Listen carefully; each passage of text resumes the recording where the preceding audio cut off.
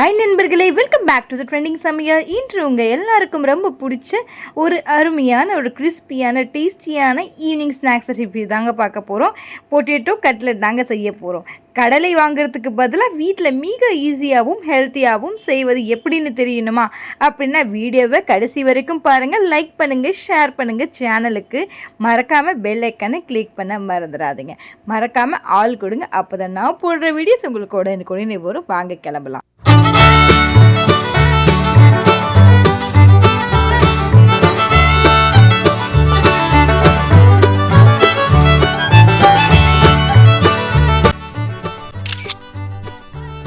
இப்போ செம சூப்பரான குழந்தைங்களுக்கு ரொம்ப விருப்பப்பட்டு சாப்பிட்றது ஒரு கட்லெட் செய்யலாமா? என்ன தெரியுங்களா? பொட்டேட்டோ வச்சு நான் ஒரு கட்லெட் செஞ்சு கட்ட போகிறேன். அது கூட வந்து நம்ம ஆட் பண்ணுறதுக்கு உடச்சக்கல்லையை வச்சு நம்ம ஆட் பண்ண போகிறோம். அதாவது நம்ம பொட்டுக்கடலை சொல்லுவாங்க இல்லைங்களா, அதை வச்சு நான் ஆட் பண்ண போகிறேன். ஏன்னா குழந்தைங்களுக்கு வந்து ஏற்கனவே கட்லெட்னா விரும்பி சாப்பிட்லாம், பெரியவங்கலேருந்து சரியவங்க. அது வந்து நம்ம உருளைக்கிழங்கு செய்யுது குழந்தைங்களுக்கு ரொம்ப ரொம்ப பிடிக்கும். அது எப்படி செய்யலாம், அதுக்கு என்னென்ன பொருளை ஆட் பண்ணணும்னு சொல்லி இப்போ வீடியோக்குள்ளே போகலாமா? அதுக்கு முன்னாடி வந்து என்னுடைய சேனலை பார்க்குறவங்க யாராக இருந்தாலும் ஒரு சப்ஸ்கிரைப் பண்ணிடுங்க.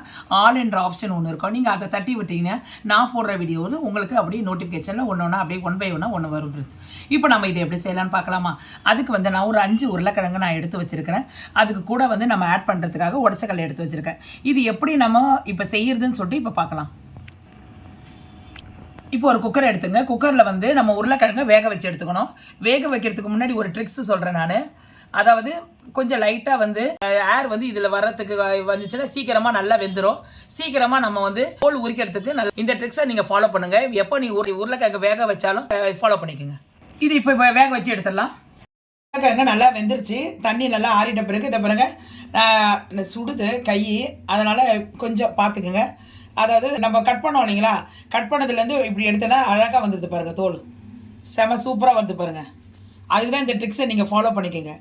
எப்பயுமே இதை ஃபாலோ பண்ணிங்கன்னா நம்ம வந்து இந்த பாருங்கள் டக்குன்னு அழகாக இதை பாருங்கள் அழகாக வந்துருச்சு பாருங்களேன்.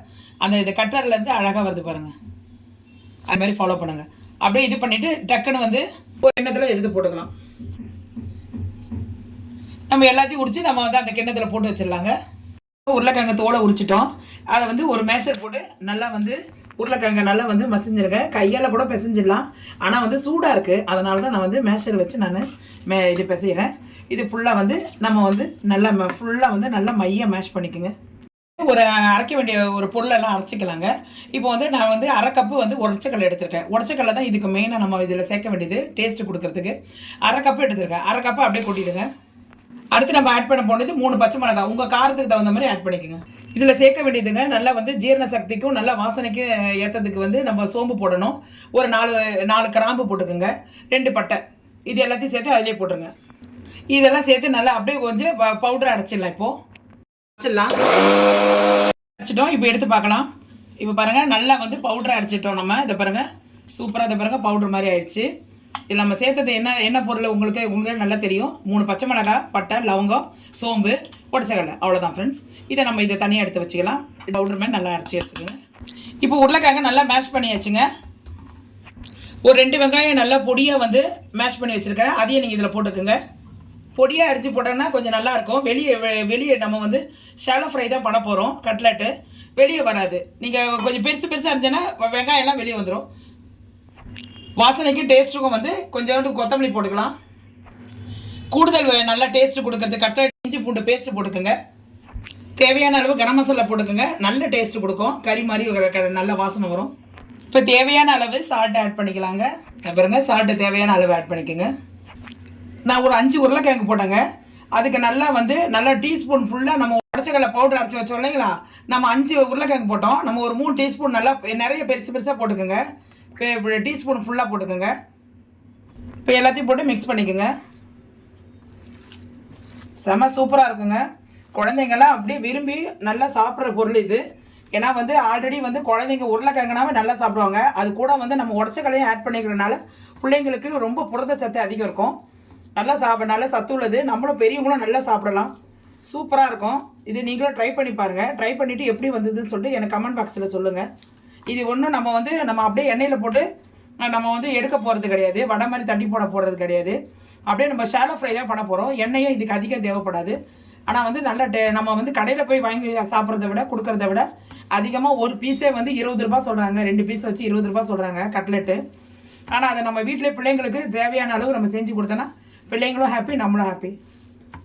கட்லெட்டு கொஞ்சம் நல்ல டேஸ்ட்டாக இருக்கணும்னா இதில் கொஞ்சோண்டு வந்து ஒரு 1/2 டீஸ்பூன் வந்து சாட் மசாலா ஆட் பண்ணிக்கோங்க. போடுற பாருங்க, நல்ல டேஸ்ட்டு கொடுக்கும். பண்ணிக்கோங்க, நல்லா அருமையாக இருக்கும் ஃப்ரெண்ட்ஸ். இது நீங்களும் ட்ரை பண்ணி பாருங்கள், கண்டிப்பாக என்ஜாய் பண்ணலாம். அடுத்தது வந்து நம்ம என்ன பண்ணணும், ஷாலோ ஃப்ரை செய்கிறதுக்காக நம்ம வந்து கரெக்டாக ரெடி பண்ணி வச்சுக்கலாம். கொஞ்சோண்டு மாவு எடுத்துக்கோங்க. இந்த பாருங்கள், இந்த அளவு கொஞ்சம் எடுத்துங்க. உங்களுக்கு எவ்வளோ பெருசாக கட்லெட் வேணுமோ அந்த அளவு எடுத்துங்க. நல்லா உருண்டையாக பிடிச்சிக்கோங்க. இந்த மாதிரி உள்ளங்காய் எடுத்துங்க. உள்ளங்காயில் இந்த பாருங்க மிக்ஸ் பண்ணிவிடுங்க. உங்களுக்கு எவ்வளோ சைஸ் வந்து உங்களுக்கு தடியாக வேணும்னா இன்னும் கொஞ்சம் பொட்டேட்டோ எடுத்து கொஞ்சம் பண்ணிக்கோங்க. ஓரளவு போதும் அப்படின்னு சொன்னோன்னா இந்த அளவு, இந்த பாருங்கள் கொஞ்சம் அளவு, இந்த அளவு, இந்த பாருங்கள் இந்த அளவு கொஞ்சம் அப்படியே கொஞ்சம் சைஸாக அப்படியே சைடெல்லாம் வந்து நீங்கள் ரெடி பண்ணிக்கிட்டிங்கன்னா பார்க்குறதுக்கும் நல்லாயிருக்கும், சாப்பிட்றதுக்கும் வேகிறதுக்கும் நல்லா சீக்கிரமாக வெந்துடும். இந்த பாருங்கள் இந்த மாதிரி நம்ம ரெடி பண்ணி நம்ம எல்லாத்தையும் ரெடி பண்ணி வச்சுக்கிட்டோன்னா டக்குன்னு தவாவில் போட்டு எடுக்கிறதுக்கு வாட்டமாக இருக்கும். நம்ம ஒன்று ஒன்றா ரெடி பண்ணினா ஒன்று தீஞ்சிரும். அதனால தான் சொல்கிறேன், இதே மாதிரி நம்ம ரெடி பண்ணிக்கலாம். இப்போ பாருங்கள், நான் ஒரு 5 உருளைக்கிழங்கு தான் நான் போட்டேன். 5 உருளைக்கிழங்குல வந்து எனக்கு வந்து 15 கட்லெட் ரெடி ஆயிருக்கு. நீங்கள் வந்து உங்களுக்கு அதிகமாக நிறைய பேர் இருக்காங்க, வீட்டில் இருக்காங்கன்னா நீங்கள் அப்படியே உருளைக்கிழங்க கொஞ்சம் கூட்டி போட்டுக்கோங்க ஃப்ரெண்ட்ஸ். இப்போ வந்து 5 உருளைக்கிழங்குல எனக்கு 15 வந்திருக்கு. இதை நம்ம எப்படி வந்து நம்ம ஷாலோ ஃப்ரை பண்ணி தான் நம்ம எடுக்க போகிறோம். அது எப்படி எடுக்கலாம் நம்ம பார்த்துக்கலாம் வாங்க. ஃப்ரை பண்ணுறதுக்காக ஒரு பேன் வச்சுக்கோங்க. அதில் வந்து லைட்டாக நம்ம வந்து எண்ணெய் ஊற்றிக்கோங்க போகிறோம். இப்போ பாருங்கள், எண்ணெய் நல்லா காஞ்சிருக்குது. இதில் அப்படியே ஒன்று ஒன்றா அப்படியே மெதுவாக போடுங்க. நம்ம ஷாலோ ஃப்ரை தாங்க பண்ணுறோம். நம்ம எண்ணெயை அதிகமாக ஊற்றி நம்ம செய்ய போகிறதில்ல. அப்படியே மெதுவாக போட்டு கொஞ்சம் நேரம் வேந்த உடனே நம்ம திருப்பி போடலாம். ஒரு சைடு வந்து நல்லா வெந்துட்டு வருது. இப்போ வந்து அப்படியே மெதுவாக அப்படியே மேலோடு நம்ம அப்படியே திருப்பி போட்டுடலாம். அப்படியே மேலோடு திருப்புங்க. அதை பார்த்தீங்களா, அப்படியே மேலோடு திருப்புங்க. திருப்பும் போது மெதுவாக திருப்புங்க. அவ்வளோ சூப்பராக இருக்குது பாருங்கள், பார்க்கும்போது சாப்பிடும் போல இருக்குதுங்களா. அதை பாருங்கள், அவ்வளோதான். இன்னும் கொஞ்சம் அந்த பக்கம் கொஞ்சம் நல்லா வேகட்டும். வெந்தோடனே நம்ம எடுத்துடலாம். இது பாருங்கள், நல்லா இதாகிடுச்சு. இதை பாருங்கள், சூப்பராக ஆயிடுச்சு பாருங்கள். இதை பாருங்கள், அருமையான வந்து கட்லெட் ரெடி ஆயிடுச்சு. இப்போ அடுத்தது என்ன ஒன்று எடுத்து காட்டுறேன். அப்படியே ஒரு இதில் போட்டுருவேங்க. இதை பாருங்கள், செம சூப்பராக இருக்குது பாருங்கள். கட்லெட் ரெடி ஆயிடுச்சு. இதில் போட்டுடலாம். பாருங்க, அடுத்தது எடுத்துட்டேன். இந்த 4ஐயும் எடுத்துடலாம். இதில் போட்டுருங்க. இதே மாதிரி இப்போ செகண்ட் பேட்ச் போட்டுக்கலாங்க. இதே மாதிரி நம்ம போட்டு ஃப்ரை பண்ணி எடுத்துடலாம்.